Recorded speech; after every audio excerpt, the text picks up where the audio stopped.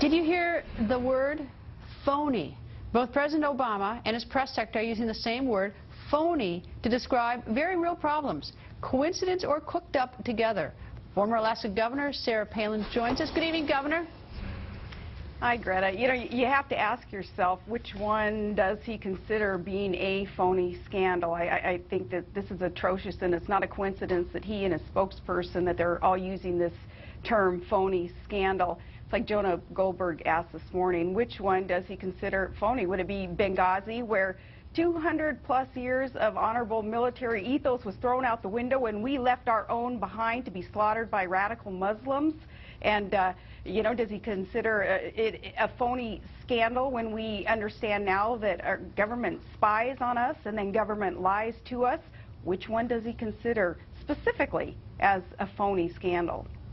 You know what I don't understand? I mean, look, I understand saying something off the cuff and choosing a bad word, and it happens to all of us, and then we regret it, and we get pounded by someone for saying it or writing it or whatever. But this was actually the fact that it was the press secretary saying it on one day when they're supposedly talking about an economic speech, when he's foreshadowing what the president's going to do, this big economic speech, and then the president does the same thing. And so it's obviously calculated. They got it together. But they must know that there are a lot of Americans who feel targeted by the IRS, or you've got Brian Terry's mother or Sean Smith's mother. Is why would they think that was okay or smart to do? Yeah, well, again, I say it is all coordinated. These aren't coincidences. The terms that they're using and the distractions and diversions that they're kind of shoving down our throats right now, and you know, that's pretty sad. Greta, the bottom line is something's up. And what Obama is doing right now is trying to run out the clock for some reason, and they're orchestrating chaos. But as they're running out the clock, it's like the stall play in a basketball game.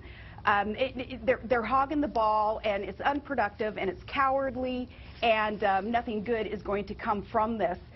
And what happens during a stall play is the crowd, they get up and leave. Even hardcore fans are saying, nah, you know, this is cowardly and it's unproductive, I'm out of here. The only fans that aren't going to bail on this stall play that we're all observing is still the media, the mainstream media. They're going to stick with this because they're part of the problem. And it's going to be to the detriment of the profession of journalism, and it will be to the detriment of a free America as we know it. And we saw what happened back in 2008, I believe that's when it started, when the media decided to just go along to get along with Obama, ingratiating themselves with him and vice versa. What we saw was these attempts to destroy the whistleblowers, those who were telling the truth even in the campaign, those who were bringing up the name Jeremiah Wright and the racist church that he leads that Obama was a member of for over 20 years. Though I was, during the campaign, running for VP, I was banned from talking about Jeremiah Wright, and Obama's friend Bill Ayers, who is the character that he befriended and kicked off his political campaign in the guy's living room, couldn't talk about that, couldn't talk about Obama's lack of knowledge and job experience and the things that he said, like America had 57 states, things like that. In the campaign, Greta, this is important for Americans to understand. I was not allowed to talk about things like that because those elitists, those who are the brainiacs in the GOP machine running John McCain's campaign at the time, said that the media would eat us alive if we brought up these things.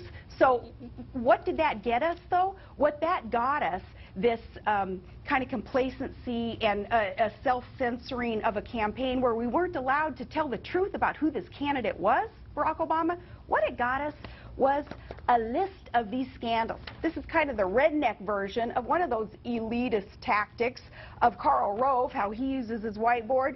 This is the redneck version of a whiteboard. And on this lists the scandals that are destroying America, Greta. I'll tell you what I think is somewhat different as time goes on. Is I think that, you know, the credibility of the media, and I include, you know, myself in the media, that we're hovering around near Congress is, which is not very impressive. And I think that the American people have discovered search engines, and more have computers. And when they Google, when they see that the president said in early May, for instance, that this tax targeting by the IRS was a very serious matter, and then they see that Lois Lerner takes the fifth, and now they see the president's making fun by saying saying it's phony is the American people just aren't that stupid. You know, I don't think they're going to, I think at some point they're going to look at us in the media and think we're just a bunch of fools. We don't have any credibility anyway. No kidding. And they're going to rely on themselves, I would think, you know, because, you know, they're just not going to buy it. They, you know, they fact check us. Of course, that goes without saying. Americans are smarter than what the lamestream media is giving them credit for. They're doing their own homework, and they're figuring out the hypocrisy and the lies coming from this government. Because as you just have listed some of the problems of this hypocrisy and the lies coming from the Obama administration, I say, so what? What's going to happen? What are the ramifications of this corrupt and overburdensome government of Obama's? Nothing is going to happen because the referee in all of this is supposed to be cornerstone of democracy, our media, and they won't do their job. They're lapdogs for Barack Obama. And very unfortunate, very, very dangerous, but the American people, full of hope, full of knowledge, full of patriotism and good intent, we are the ones doing the job that the media should be doing. For shame that the media is going to continue what they're doing. Governor, thank you. I'm giving you the last word on the media, of which I'm part of. Governor, thank you very much for joining us. Thank you. Why are you